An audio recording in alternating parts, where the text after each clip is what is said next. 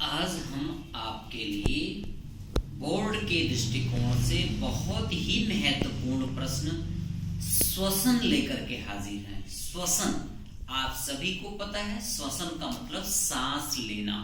जो भी जीवधारी हैं उन्हें जीवित रहने के लिए श्वसन की आवश्यकता पड़ती है।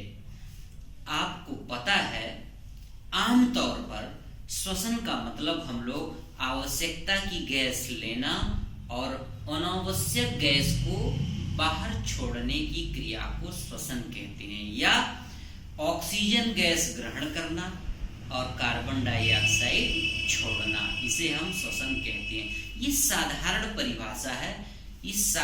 परिभाषा है, ये छोटी क्लास के लिए आपके लिए ठीक थी, लेकिन आप बोर्ड की क्लास से इस परिभाषा का स्टैंडर्ड बदल जाता है। तो आज हम आपको श्वसन की, आपको बोर्ड के स्टैंडर्ड की परिभाषा बताते हैं। और आप बार बार बच्चे कहते हैं कि सर बहुत बड़ा हो जाता है, किताबों में या नोट्स बुक में जो हम नोट्स बनाते हैं वो प्रश्न याद नहीं हो पाता। तो आज हम आपको एक ट्रिक ऐसी भी बताएंगे जिससे सिर्फ और सिर्फ आप ये फार्मूला, सिर्फ एक लाइन का फार्मूला तैयार कर लेंगे और इस फार्मूले को तैयार करने के बाद इसको विस्तार से कैसे इसी फार्मूले के आधार पर आप श्वसन को परिभाषित करते हैं या और डिस्क्रिप्शन आप इन्हीं फार्मूले के आधार पर दे लेंगे। तो आइए पहले ऊपर से चलते हैं। देखो हमने ऊपर लिखा है, आप यानी जो कुछ भी जीवधारी, कोई भी जीवधारी, उसमें हम हैं, आप हैं, पशु है, पंछी है, कोई सा भी हो, सबको ऊर्जा की जरूरत पड़ती है। किसकी जरूरत पड़ती है? ऊर्जा की, एनर्जी की। और उस एनर्जी के लिए हम लोग क्या लेते हैं? भोज्य पदार्थ, मतलब भोजन करते हैं। उन भोज्य पदार्थों में ऊर्जा होती है, लेकिन वो ऊर्जा संचित होती है, बंधी रहती है, अणुओं में बंधी रहती है। उस बंधी हुई ऊर्जा को खोलने के लिए, रिलीज करने के लिए हमें श्वसन की आवश्यकता पड़ती है। इसी श्वसन क्रिया के कारण ही उन भोज्य पदार्थों में जो बंधी हुई ऊर्जा होती है वो उनसे रिलीज होती है, मुक्त होती है, तब हमें प्राप्त होती है। तो आइए आप टॉपिक पे ध्यान देते हैं।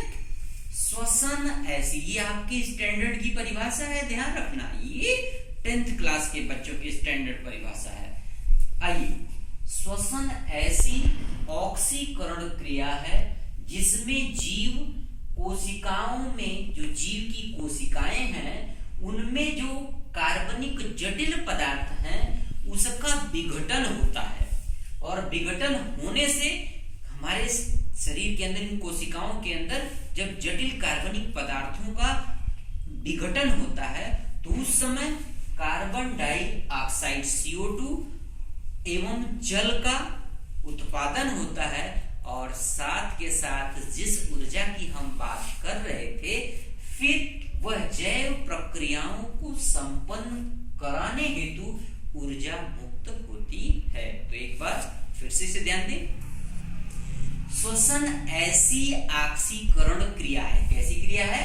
ऑक्सीकरण क्रिया है। ध्यान रखना, न्यूमेरिकल्स में बहुविकल्पी प्रश्न में ये भी आता है, श्वसन कैसी क्रिया है? तो श्वसन, याद रखना, एक ऑक्सीकरण क्रिया है जिसमें जीव कोशिकाओं में जो जटिल कार्बनिक पदार्थ होते हैं उनका विघटन होने से कार्बन डाइऑक्साइड एवं जल का उत्पादन होता है। और साथ के साथ उन भोज्य जटिल कार्बनिक पदार्थों में जो ऊर्जा बंधी होती है, वो पदार्थ आपके कोई भी हो सकते हैं, कार्बोहाइड्रेट हो सकता है, वसा हो सकता है, कुछ भी हो सकता है, तो उससे जो बंधी ऊर्जा होती है, जैव प्रक्रियाओं को, हमारे शरीर के अंदर जो क्रियाएं होती है उनको संपन्न कराने के लिए हमें जो ऊर्जा प्राप्त होती है, इसी श्वसन क्रिया से उन बंधे हुए अणुओं से मुक्त होती है। तो आप ये समझिए,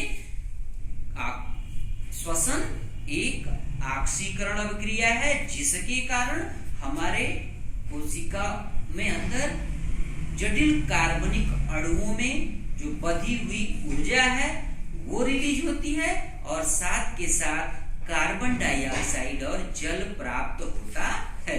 आइए इस पूरे विस्तार को आप अगर इतना पूरा सेंटेंस याद करने में अक्षम है, आपको याद होने में, याद करने में कोई दिक्कत है, तो आप चुपचाप इस फार्मूले को तैयार कर लें। इस फार्मूले पर ध्यान दें। C6H12O6 means glucose. C6H12O6 carbon, hydrogen और ऑक्सीजन।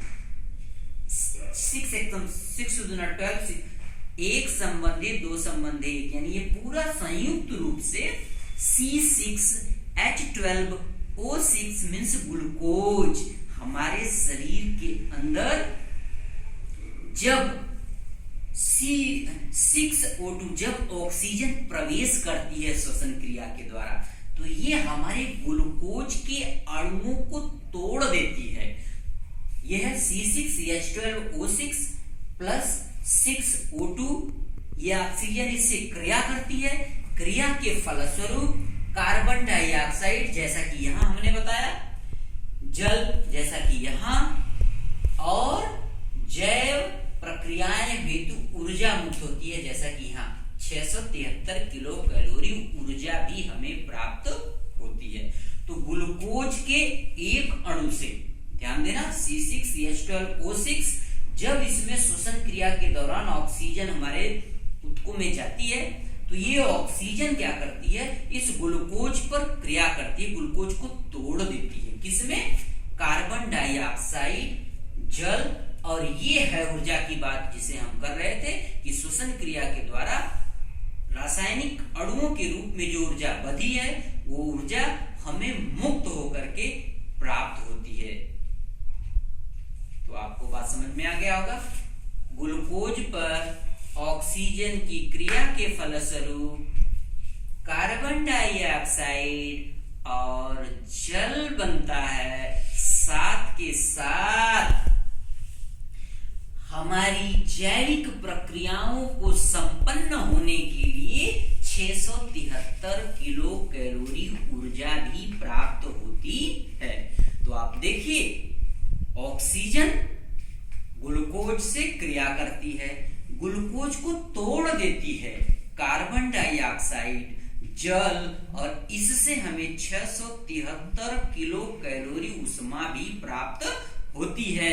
अब आप सोचते होंगे, जैसे कभी कभी होता है ना, लोग कहते हैं जब हम सांस छोड़ते हैं तो कार्बन डाइऑक्साइड गैस छोड़ते हैं, और जब सांस लेते हैं तो ऑक्सीजन गैस लेते हैं। नहीं, हम जब सांस लेते हैं तो पूरी वायु हमारे अंदर जाती है, पूरी वायु कोई गैसों का मिश्रण है, आपको पता है। नाइट्रोजन सबसे अधिक है 78%, उसके बाद ऑक्सीजन है 21%, फिर 0.03% कार्बन भी है, और फिर उसके बाद जो बचते हैं उसमें सारी अक्रिय गैसें हैं। तो ये पूरा संगठन हमारे फेफड़े तक जाता है, लेकिन जब वापस आता है तो नाइट्रोजन हूबहू हमारे अंदर फेफड़ों या श्वसन अंगों की ऐसी बनावट है कि वो नाइट्रोजन पूरी की पूरी वापस कर देते हैं, 78 की 78। लेकिन कार्बन डाइऑक्साइड बाहर से सिर्फ 0.03% जाती है, लेकिन जब सांस हम छोड़ते हैं तो बहुत अधिक मात्रा में, मतलब लगभग 4% बाहर आती है। अब आप समझ गए होंगे ये कार्बन डाइऑक्साइड अंदर कहां से इतनी थी, तो यहां से इतनी थी, ठीक है, यहां से भी थी, और ब्लड का जब शोधन फेफड़ा करता है हमारा तो वहां से भी थी। तो इस तरीके से आप याद रखना कि आपके शरीर के अंदर से कार्बन डाइऑक्साइड का निर्माण इस तरीके से होता है, इसलिए हम बार बार कार्बन डाइऑक्साइड छोड़ते रहते हैं। क्यों? क्योंकि भोजन लगातार, श्वसन लगातार, श्वसन के दौरान ऑक्सीजन हमारे शरीर के अंदर ग्लूकोज के अणुओं को तोड़ती रहती है, और ब्लड का शोधन भी होता है, वहां से भी आती है, ध्यान रखना। तो इस तरीके से कंटिन्यू कार्बन डाइऑक्साइड हमारे अंदर उत्पन्न होती रहती है, इसीलिए हम श्वसन क्रिया के दौरान ऑक्सीजन लेते रहते हैं और उसके द्वारा क्रिया होती रहती है और कार्बन डाइऑक्साइड छोड़ते रहते हैं।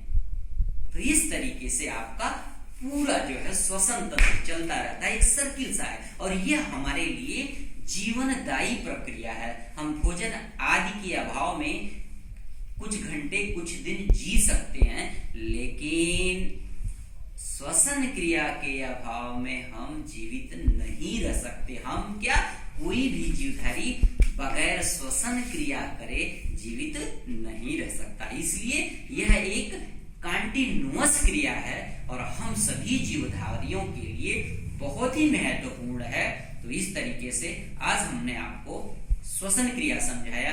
एक बार फिर सिर्फ इस सूत्र से आपको समझा दूं, आप इतना पूरा अगर नहीं भी याद कर पाते हैं तो इस सूत्र को ध्यान रख करके इतना याद करके पूरा विस्तार से कैसे लिखेंगे। देखो, ग्लूकोज पर ऑक्सीजन की जब क्रिया होती है या ग्लूकोज से ऑक्सीजन क्रिया करके कार्बन डाइऑक्साइड, जल तथा 673 किलो कैलोरी ऊर्जा उत्पन्न करता है, इसी क्रिया को हम श्वसन क्रिया कहते हैं। तो चैनल को लाइक, सब्सक्राइब और कमेंट तो अवश्य करके बताना, ताकि हम अगले लेक्चर में आपकी उस बात को सुधार करके अगला वीडियो और भी अच्छी तरीके से बना सकें। इसलिए चैनल को लाइक, सब्सक्राइब और कमेंट के साथ साथ अपने दोस्तों को भी शेयर अवश्य करना।